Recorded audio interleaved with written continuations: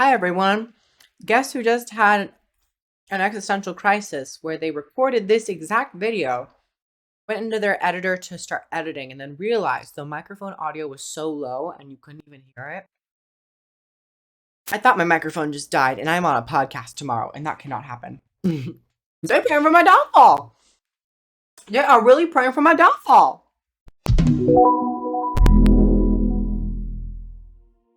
Hello everyone and welcome back to the channel. Today, and hopefully finally, I can actually make the video for the Guild Wars 2 mount, the Siege Turtle. Yes, we are continuing on in the junket, the circuit of covering the Guild Wars 2 End of Dragons features that were talked about July 27th. Ah, fond memories. It feels like a year ago. When it was in fact like 3 days ago. But welcome everyone. I'm super excited to be continuing on, and I hope you guys are enjoying these videos on all the features and on the speculation and stuff. So today, let us settle in, maybe get our swim trunks on, maybe some glasses, some goggles, and let's dive, I know, so many water puns once again, and talk about the Siege Turtle. Everyone, the Siege Turtle. I gotta admit, I was a little on the edge of, to myself, saying that we were going to get a Siege Turtle. I know my friends were really eager to see the Siege Turtle return to Cantha. And you never know, they could do a thing where they pull them out of the narrative and they go, you know, the Siege Turtles, they all went extinct, yada, yada, yada. And that probably would have felt really bad to some people, especially because the Siege Turtles were so iconic to Guild Wars 1 factions, but then again, they were extremely massive, so they could have just been another set piece. But instead, in Guild Wars 2 End of Dragons, they're turning Siege Turtles into mounts. And I think that is really interesting that they are continuing on in this mount cycle. Mounts that they have set up in Path of Fire, they're continuing on, and you know what? I like to see it, and I would like to see more of this in game. But the very first place that we should start when talking about the Guild Wars 2 Siege Turtle is the description from the developers themselves on the official Guild Wars 2 End of Dragons purchase page. Oh, the official description for the new mount reads, New mount, Siege Turtle. The Luxon Armada's descendants have raised and trained these massive turtles for over 200 years. Each mount can bear 2 riders, one to handle the turtle, and another to operate the weapons strapped to its shell. Raise your own walking war machine and take a friend out for combat adventures. So first and foremost, I want to talk about the Siege Turtles' core difference from the other mounts. The Path of Fire mounts were labeled and branded and very openly spoken about as not being combat entities, but rather new ways to travel and traverse the landscape of Path of Fire. Ultimately, mounts became a pretty core aspect of the open world PvE experience. And, you know, in my opinion, I would have liked to have seen them be a little less impactful, but they are very impactful.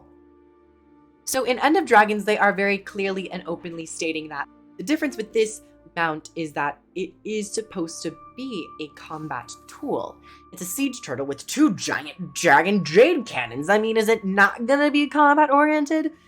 What's the point of the cannons? With the End of Dragons mount, it is being labeled and branded as a combat tool. So this means that the I can assume Dragon Jade cannons will be firing and hitting enemies and or structures.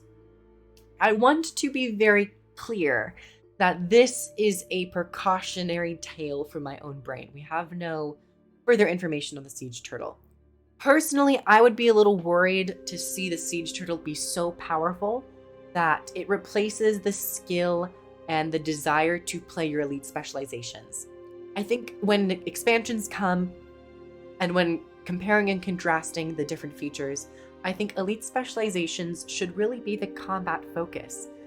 That's why I was more so worried with mounts kind of intruding on that combat experience. It's great that they were openers, but to have a mount that seems like you can stay in it for a bit longer and use it as a combat tool, not gonna lie, has me a little worried to see everybody just forego their elite specializations and just decide to sit on the Siege Turtle, have like 50 Siege Turtles around the boss just like firing and firing. Now, of course, we have no further information on this, but if this is the case, I personally would revert this and instead make the Siege Turtle do more damage against obstacles and structures and walls, non-humanoid creatures, kind of like turrets or towers that you need to kind of destroy in the open world PvE. I don't want this to become a system where, almost like Icebrood Saga's Masteries, where you don't use any of your skills and instead are granted this one universal tool everyone has access to.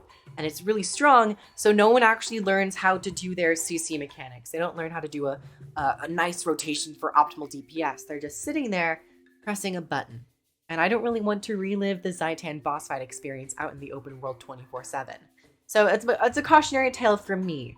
Now, if it was just doing more damage to structures and walls, perhaps there's a meta event where you have to break down the wall and it does it's vulnerable to CC damage. So if you don't have the siege turtle, you can still break the wall, it would just take longer. But the siege turtle does really heavy CC to structures. That, I think, would be a very enjoyable combat experience rather than just, replacing all of your core skills. That's the cautionary tale for siege turtles. Now, there's another aspect to this of where are we going to be playing the siege turtle and in what game modes will it be accessible? I can pretty confidently say that this will be available in open world PvE. I don't want this to become a system where it's in strike missions or raids or fractals, of course, so keep it in the open world PvE and I think I'll be happy. Another area where I think I would actually be very happy to see this siege turtle in would be World vs. World.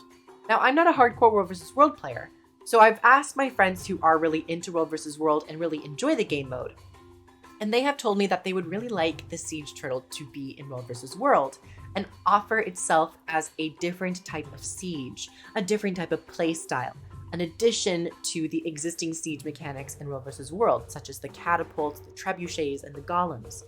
And I think another addition could really invigorate the World vs. World scene. Of course, we're getting alliances, and, if we don't get another World vs. World Borderlands map right now, I still think there could be elements added to World vs. World, needed elements added to World vs. World, to really captivate the players and bring new players into the game mode. In a similar vein to the PvE discussion, I don't want, if they happen to be in World vs. World, we don't have any clarification on this. If they happen to be in World vs. World, I don't want this to be a system that does a lot of damage to players. It'd be cool if it did more damage to gates and walls and, other structures, rather than just being a system that can instantaneously knock down an entire party and do 10k damage to everyone in the area. So we really don't have any more information on the siege turtle other than the concept art and the little blurb on the website. So everything I'm saying is more of speculation and just a couple of thoughts that have crossed my mind in terms of the possible integration with the siege turtle into Guild Wars 2.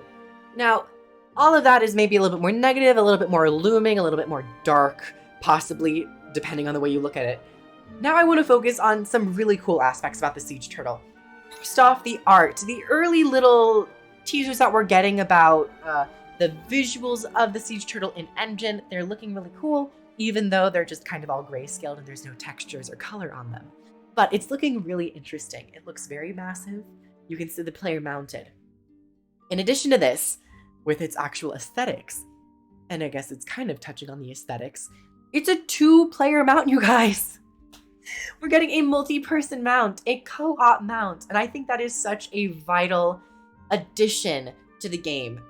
I have seen many other MMOs integrate multi-person mounts into their games, and it always feels so cool because you can rely on your friends to take you places. If someone has to go do something, be like, oh, hey, hop on the siege turtle while you go make food, or you answer the door, or you have to go to the bathroom or something. I'll take you there. And I really like that as an idea of an experience with your friends. You mount up and your friend's like, I'm gonna take you somewhere. We're gonna go do this. And you're on the lookout and you're like waiting for enemies and you're gonna fire the cannons and do some CC damage or break a wall or something along those lines. And I think it overall sounds super cool. And it is only 2 players, but because they have this system where you can have multiple people on mounts now, I would maybe like to see a mastery that adds a 3rd seat. So you can have a 3rd player on there and the 2nd player arms and functions the right cannon, but the 3rd person functions and operates the left cannon. And of course that'd be 3 people.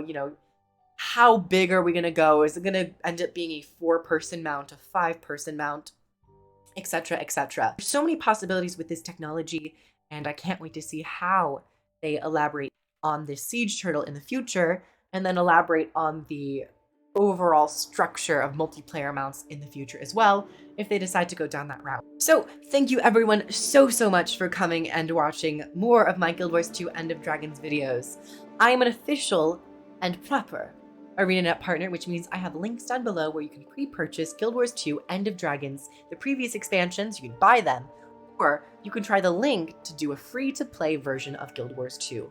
The 1 to 80 experience, the entire base game, is free to play, and if you use my links down below, you help support me and the channel.